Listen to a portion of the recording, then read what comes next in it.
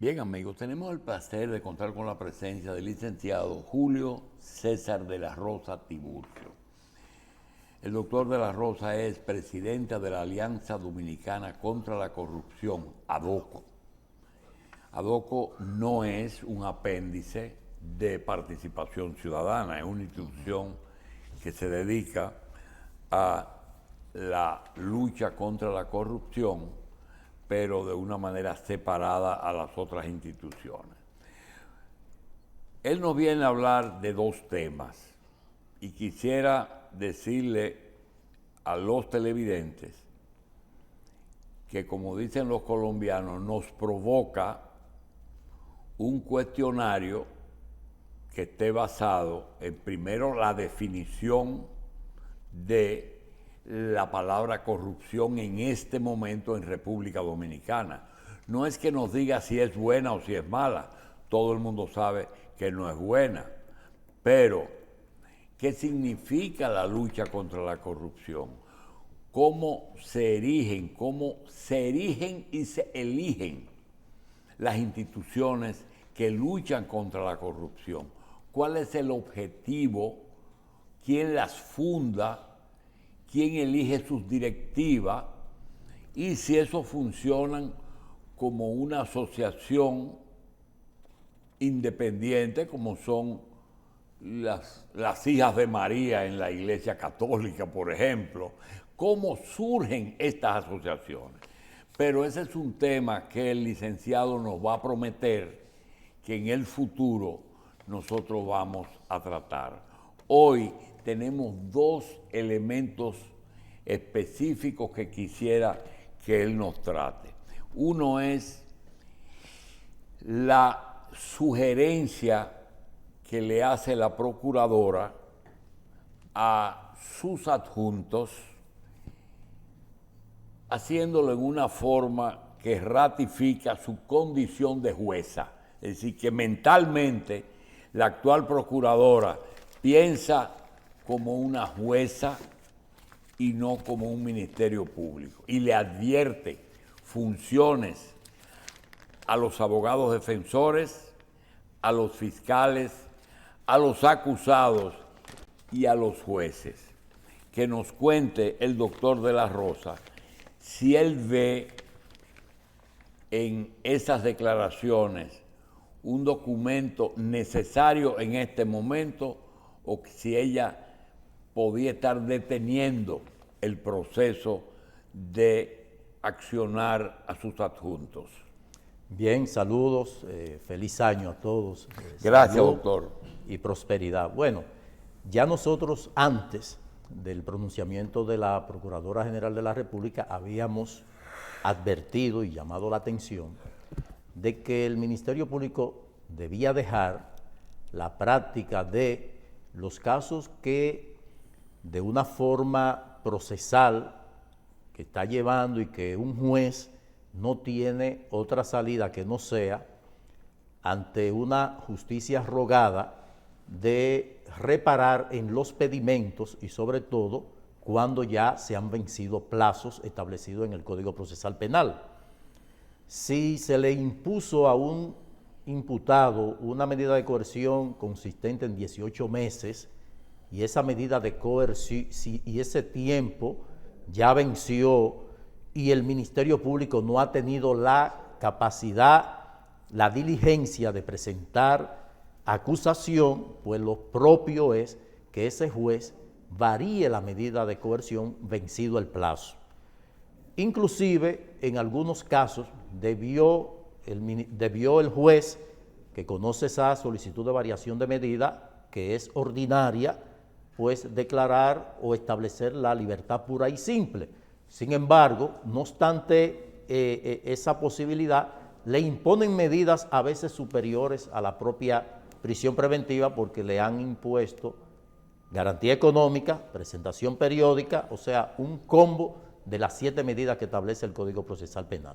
Si ese juez se le ha presentado eso y le varía la medida de coerción, el Ministerio Público no debe aprovechar la facilidad que tiene de poder comunicar con un medio de comunicación como lo hace tan pronto termina el conocimiento de esa medida, que es por lo que la Procuradora General de la República ha llamado la atención de que el Ministerio Público entonces, de manera recurrente, sale a satanizar la decisión de un juez que no tenía una salida que no fuera la de variar la medida, porque así lo establece el Código Procesal Penal. Entonces hay vías recursivas que el Ministerio Público puede apelar a ellas, pero no de manera pública cuestionar la decisión de un juez, porque esto, sin lugar a duda, lo coloca en una situación de ventaja, porque el juez solamente puede hablar por sentencias. No puede el juez hacer lo mismo que hace el Ministerio Público, que hace el fiscal, de salir a dar una rueda de prensa y establecer por qué varió la medida. Entonces yo creo que en correspondencia con lo que debe ser el funcionamiento del Poder Judicial, que es la combinación de jueces y fiscales, creo que eso no contribuye en nada al fortalecimiento institucional. Inclusive nosotros llamamos la atención de que el presidente de la Suprema Corte de Justicia ha debido ser más celoso con sus iguales de defender, inclusive esa posición que asume la Procuradora General de la República viene precisamente dada por su condición anterior de juez, y que ya en una oportunidad había cuestionado al propio Ministerio Público con el caso de Brecht, que dijo: si con estas pruebas es que ustedes tienen caso, no hay caso, y se demostró con la absolución de la mayoría de los imputados en el caso Odebrecht. Entonces yo creo que la Procuradora General de la República ha obrado de manera correcta al llamar la atención, y ojalá el Ministerio Público se aboque a copilar las evidencias que puedan demostrar en un juicio de fondo que hubo actos de corrupción, que en efecto lo hubo. Ahora, ya no es sobre la íntima convicción que un juez falla, es sobre la base de las pruebas. Inclusive, si esas pruebas no fueron obtenidas de manera lícita, cumpliendo con el rigor que establece el Código Procesal Penal, pues son pruebas nulas. Y estos acusados, por lo difícil que es reunir pruebas contundentes, ¿podrían resultar beneficiados? Totalmente. Es que en efecto, siendo culpables... Totalmente, claro que sí, totalmente, sí, porque ¿qué ha ocurrido? Y Terrero puede en esto arrojar luz. El Ministerio Público inicia todos estos procesos apresando, solicitando medidas de coerción y colocando la imposición de una medida de coerción como un logro anticipado. Sin embargo, después que están procesados, es que le solicita a la Cámara de Cuentas una auditoría. ¿Cómo le pedimos al órgano que tiene el control externo del gasto que nos haga un informe sobre la base de una presunción que el Ministerio Público ha presentado, por lo cual se le impuso medida de coerción? Ya está contaminada esa investigación, porque los propios auditores lo van a hacer sobre la base de algo que todo el mundo dice que se robaron 17,000 millones. Además, una presión. Efectivamente, entonces ya ahí afecta. ¿Qué significa eso? Que muchos de esos informes que no cumplieron con la rigurosidad que establece la ley 1004, de que al investigado se le dé la oportunidad de verificar con lo que ese informe preliminar, para que él pues responda, aclara y haga su réplica del lugar. Sin embargo, muchas de esas adolecen de ese proceso. Y veremos en el fondo que muchos de estos casos lamentablemente se van a caer, y va a traer como consecuencia que la percepción de que hay impunidad aumente, porque cuando vemos que le van variando la medida de coerción impuesta, mucha gente entiende que esa era la condena. Pero, licenciado, yo corroboro con usted con el tema de la carta de doña Miriam Germán. Estoy totalmente de acuerdo con su planteamiento. Ahora le voy a preguntar, ADOCO como institución ha luchado por años para el tema de la no corrupción, no impunidad, y ha estado, como diríamos, esperando que realmente efectivamente haya una señal diferente. Aparentemente comienza el gobierno, el presidente declara que el Ministerio Público es independiente, una declaración personal, porque no es así a lo institucional. En efecto no lo es. No, en efecto no lo es, en efecto no lo es. Y comienzan a apresar personas. Con lo que usted acaba de decir ahora mismo, yo pienso, ¿qué nivel de frustración tiene ADOCO como institución viendo estos casos que se caen, donde el propio Ministerio Público no puede justificar lo que está haciendo? Evidentemente que hay frustración, pero eso no puede impactar de forma que uno pues baje la guardia. Y podemos, al momento de evaluar la lucha contra la corrupción, podemos concluir de que se han dado pasos en términos de crear la estructura, la herramienta para ello.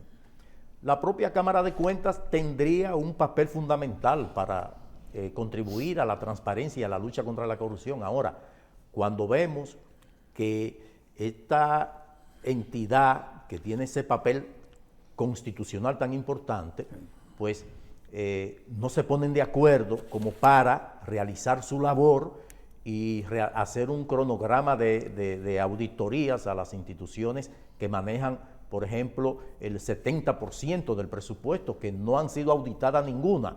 Entonces, tú no puedes dar como respuesta a esa misión de control externo con auditoría a juntas distritales que te manejan 2 millones de pesos mensual, de ayuntamientos. Sin embargo, educación, salud pública, Ministerio de Defensa, obras públicas que te manejan el 70% del presupuesto, no son auditadas. Entonces, no podemos tener resultados valuables en la lucha contra la corrupción cuando no se hacen las indagatorias del lugar, pero tenemos una Contraloría General de la República que tiene el control previo del gasto, que le saltan los procedimientos. Entonces, ante esa situación, ante esa realidad, no va a haber respuesta a la lucha contra la corrupción.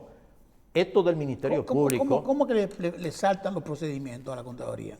Bueno, la Contraloría tiene inclusive auditores en algunas instituciones. No, debe tenerlo en todas las que son del Ejecutivo, por ley. Efectivamente, pero hay algunas, lo primero que hace un auditor, desde que es un método que nosotros hemos cuestionado, que era como cuando los fiscales estaban en la policía, que se policiaban, o sea, actuaban como policía. Lo mismo, esos auditores de Contraloría, cuando llegan a una institución para hacer su trabajo, comienzan a darle combustible, le nombran a un pariente. Sí. Entonces ya la misión de veedor no va a ser efectiva y por eso tenemos tantos casos que están siendo ventilados cuyo origen de la anomalía se da precisamente por violaciones de procedimientos. Miren, en las instituciones. Le voy a decir algo. Yo cuestioné y he cuestionado el tema de la atribución constitucional de control previo de la Contraloría de la República.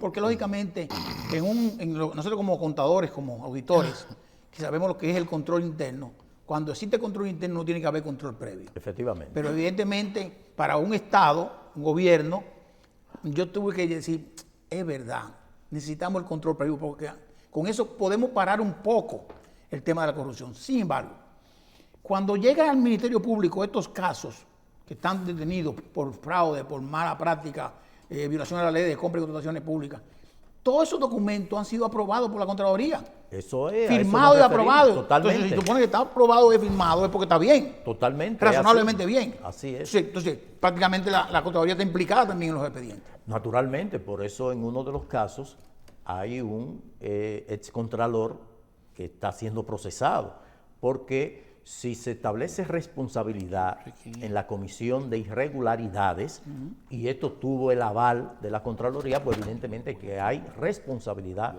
del ente que tiene el control previo. Entonces, el tema de la lucha contra la corrupción, y con esto también incluyo parte de lo que el doctor planteó en la introducción y que sería tema de otro programa, sí. La función de las organizaciones de la sociedad civil, que no es más que un ejercicio ciudadano que hacemos, ciudadanos que entendemos que no todos somos tontos, de que vemos cosas que debemos poner al conocimiento de la población en sentido general y que uno tiene los medios al momento de uno constituirse en asociación jurídicamente hablando para poder tener esa personería jurídica de poder accionar conforme lo establece el Código Procesal Penal, que nos da calidad a nosotros como organización de poder constituirnos en actor civil y querellante siempre y cuando se vea afectado el interés colectivo, y en este caso es lo que uno hace. Y por eso esa frustración que en ocasiones llega, uno la va superando al ver que al menos la clase política va entendiendo de que ya hay una población empoderada que es capaz de reclamar que se cumplan los procedimientos, y es a eso que de manera errónea a veces los gobiernos, sobre todo cuando se producen cambios, quieren darle respuesta, pero una respuesta que termina en frustración. Lo que está aconteciendo ahora con estos casos de corrupción que se han ventilado es que muchos pudieran correr la suerte de Odebrecht y de los supertucanos. Claro. En consecuencia, eso va a aumentar la percepción de impunidad, y es por una situación lógica, falta de efectividad en las investigaciones. Sí. Nosotros hemos establecido, señores, no de todo el Ministerio Público debe ir a solicitar prisión preventiva. Sí. Eso le pone presión. Sí, sí.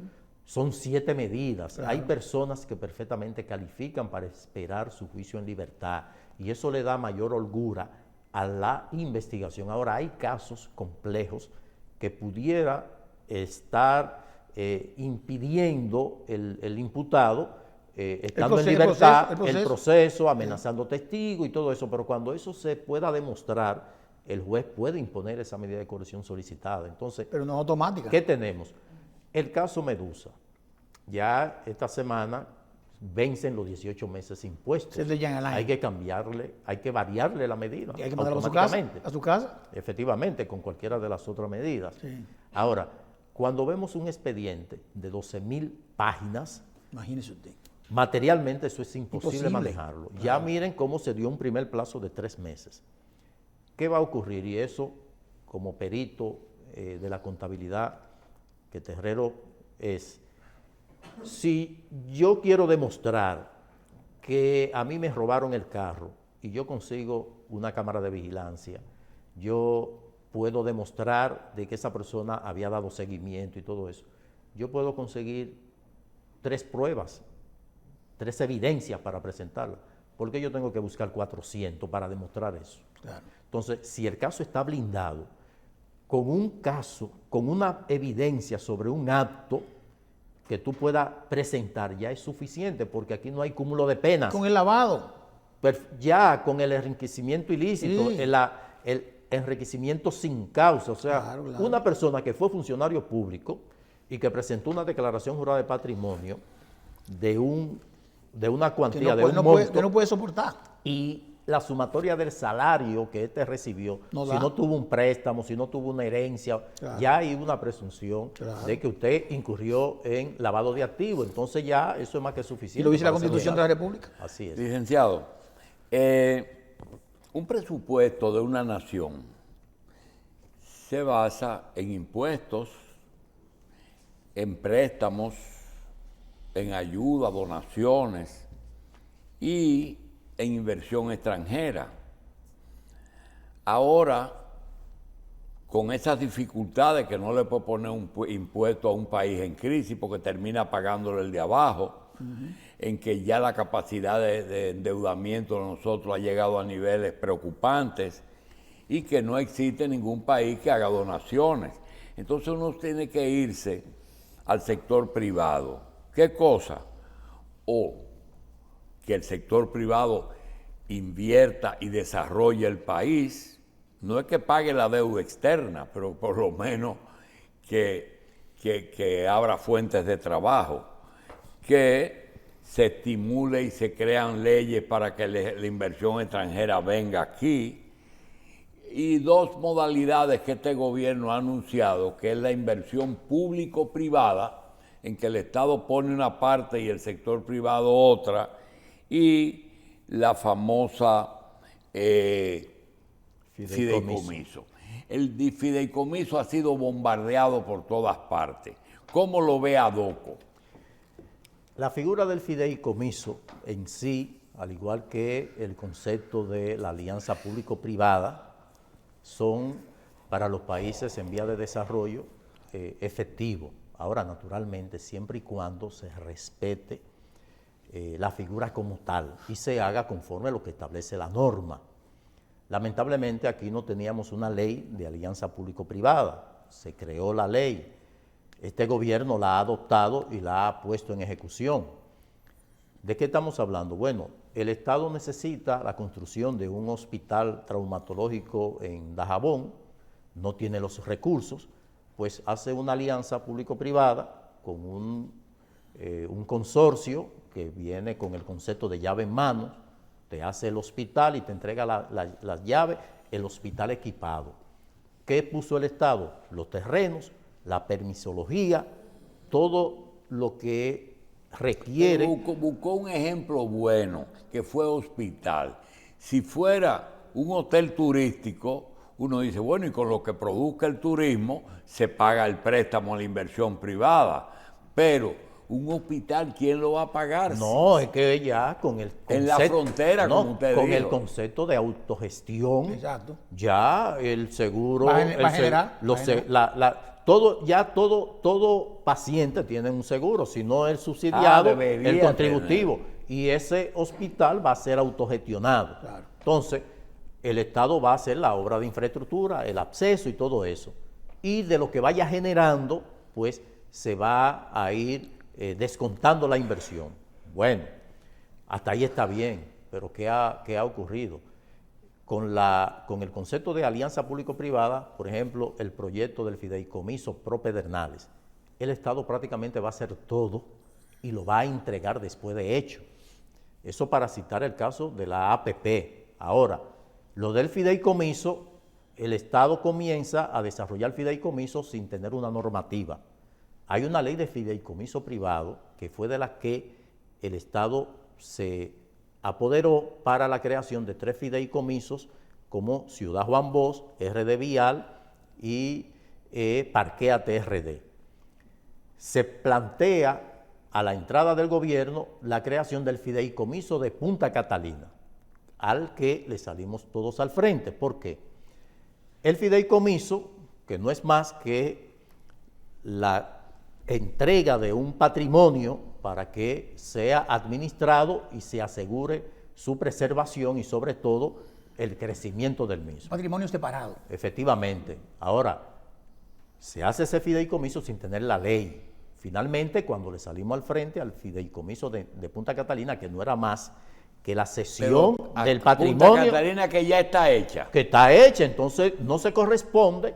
Si tenemos una central termoeléctrica que costó $3,000 millones y que ya está dejándole al Estado de beneficio $300 millones al año, aparte de aportarle al sistema 750 megas que le está resolviendo un problema, ¿por qué darla en un fideicomiso con un comité técnico que tendría la administración del mismo, recibiría el patrimonio, recibiría unos $5 millones de entrada para algo que está hecho? Y se demostró con la liquidación de la CDEE al crear la empresa de generación eléctrica Punta Catalina, de que puede ser manejable perfectamente a través de una empresa, no a través de un fideicomiso. Con el fideicomiso de Pedernales, el Estado está haciendo las obras de infraestructura, puertos, aeropuertos, carreteras y acueductos. Entonces, ¿cómo se cuestiona los fideicomisos que se hicieron originalmente con la ley de fideicomiso privado? Se le ha dado continuidad en lo que lleva de gestión, entonces se pone como ejemplo de que aquellos se hicieron de forma irregular y que no tenía mecanismo de transparencia, y que ahora esta ley, que es sometida al Congreso y ya aprobada en la Cámara de Diputados, procura eso. Nosotros propusimos que era necesaria la ley de fideicomiso público. El proyecto que conocemos, que es enviado al Senado, contemplaba realmente mecanismos de transparencia del fideicomiso, como que las compras se hicieran sujetas a las disposiciones de la ley 340-06 de compra y contrataciones. En el Senado varían el concepto, no conforme a la ley de compra, sino que cada fideicomiso haría un reglamento de aplicación de la ley conforme a los principios de la ley. Sí. Los principios son la génesis de la ley que te mandan a establecer los mecanismos normativos. Por ejemplo, principios de transparencia, de economía, y de esta forma Para hacerlo. ese público que ADOCO asume defender y que tiene que tener a alguien que dé la cara por el público normal, también tiene que entender esto. Catalina y Pedernales. ¿Y cuál es la posición definitiva de ADOCO frente a esas dos? No proceden. Y segundo, ¿dónde cabe esa ley para ser aplicada, que el país se beneficie del fideicomiso? Esas dos preguntas separadas. Bueno, lo primero es que ya quedó sin efectos, fue retirado del Congreso el contrato del fideicomiso de Punta Catalina, y ya con la ley que crea una empresa de generación como EGI, como ET, ya eso saca del ámbito de la creación del fideicomiso. Ya no procede. No procede. Ya no procede. Pedernales. Bueno, Pedernales, que se estaría esperando la aprobación de la ley de fideicomiso público, que fue aprobada en el Senado de manera contraria al proyecto que se sometió y que está en la Cámara de Diputados y que tiene hasta el día 12, que cierra la legislatura, para aprobar. Nosotros hemos solicitado que se deje sin efecto para que se haga la discusión que permita que la ley contemple mecanismos de transparencia y, sobre todo, como se trata de bienes públicos, el ciudadano pueda acceder a las informaciones, porque ¿qué es lo que ocurre? Ahora mismo tenemos en funcionamiento el fideicomiso más grande, que es RD Vial, de lo cual nosotros no tenemos informaciones de la ejecución presupuestaria de este fideicomiso, y sobre todo de que las informaciones que tenemos es que ya los compromisos de pagos, de endeudamiento de este fideicomiso superan las recaudaciones. Entonces, ¿qué nosotros pretendemos? Que ese fideicomiso de Propedernales sea sobre la base de la ley aprobada eventualmente en el Congreso, que contemple mecanismos de transparencia efectiva, como el poder verificar que los procesos de compras y contrataciones se hagan sujetos a la norma, así como poder tener acceso a la información como lo establece la ley 200-04. En la actual condición no sería posible ese mecanismo. Usted mencionó los 3 fideicomisos públicos que se hicieron en el gobierno anterior. Ciudad Juan Bosch, Parqueate RD y RD Vial. Que se hicieron basados en la ley 189-11 del fideicomiso, que usted le llama de fideicomiso privado. Sí. Pero que también en el renglón de la propia ley habla de otros fideicomisos. Sí. Y se tomó como el fideicomiso público. Que cada uno de ellos fue al Congreso y fue aprobado por ese Congreso. Y de hecho, inclusive, el propio PLD está continuando el proyecto ahora, pero el mismo Abel Martínez era el presidente de la Cámara de Diputados cuando se aprobaron esos fideicomisos. La pregunta, ¿qué es lo que real y efectivamente ven como riesgo cuando hablan, por ejemplo, no, que eso va a haber una emisión de deuda, por ejemplo, fideicomiso, que no es igual que una emisión de deuda del Estado, porque esto es un patrimonio separado, vigilado, donde el mismo Estado, como que es público, lo va a manejar con una fiduciaria privada, pública? ¿Cuál es el riesgo que ven? Bueno, es que también ya hay, no necesariamente tiene que ser la fiduciaria del Estado, que es del Estado para unas cosas y privada para otras. Pero es del Estado. O sea, debe tener los preceptos de la ley de compra y contrataciones que establece como principio la participación, o sea, que deben darle también... Pero que también tiene excepciones la misma ley. Efectivamente. Entonces, ¿qué es lo que nosotros, en lo que hemos hecho hincapié? De que todos los fideicomisos públicos estén sujetos a la normativa esa ley administrativa para la contratación de personal, que esté sujeta a la ley 4108. respecto a la transparencia que esté sujeta a la ley 200-04 y conforme en lo que concierne a las compras y las contrataciones a la ley 340-06, porque actualmente no hay seguridad de que el proyecto aprobado en el Senado de la República, que no fue casual, que le varíen conforme a los principios, conforme a la ley, porque eso implica de que cada fideicomiso va a hacer su propio reglamento, y eso se ha puesto en evidencia con la defensa que ha hecho el director de la Dirección General de Compras y Contrataciones, de que estaría avalando los reglamentos. La ley tiene un reglamento de aplicación que debe ser general. No puede tener cada fideicomiso ni cada institución un reglamento de compras diferentes. Instituciones públicas descentralizadas que están trabajando también en base a propios reglamentos, e inclusive instituciones que son poderes del Estado, que no usan la ley 340-06. Claro, sí, no, tienen que someterse. Pero su reglamento es sujeto a eso. Efectivamente, Sí. pero en este caso no le estaría haciendo el fideicomiso. Mire, brevemente, dígame, ¿por qué es que los que se oponen a los fideicomisos dicen, es que establecen que si a la empresa le va bien a los fideicomitentes? Si le va y mal, si le va mal al Estado.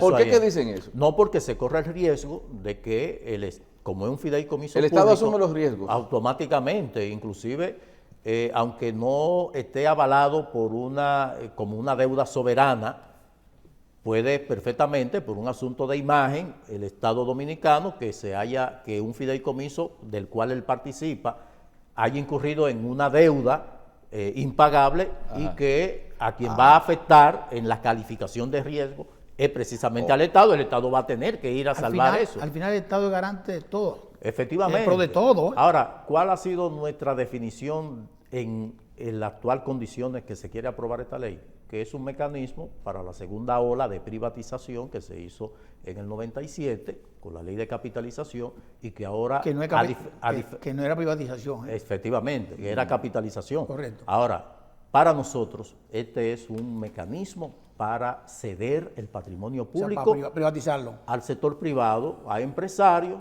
que siempre han estado interesados en los bienes del Estado. El tiempo se terminó, hay un tema de discusión, de verdad, y muchos juristas nada más hay que ver los representantes del sector privado que están en los estamentos de poder, en las comisiones, pero están detrás de eso. Es un tema el comité técnico que propone esta ley, es un tema de que de 5 solamente 2 serían no, tiene que haber públicos. Del Estado obligado, 2, en mayoría. 2. Sí, pero debería estar en mayoría. Exactamente, hay 3 del sector privado. Estamos de acuerdo. Licenciado Julio César de la Rosa, está pendiente. Así otro es. programa. Sí. Gracias, presidente de la Alianza Dominicana contra la Corrupción, ADOCO.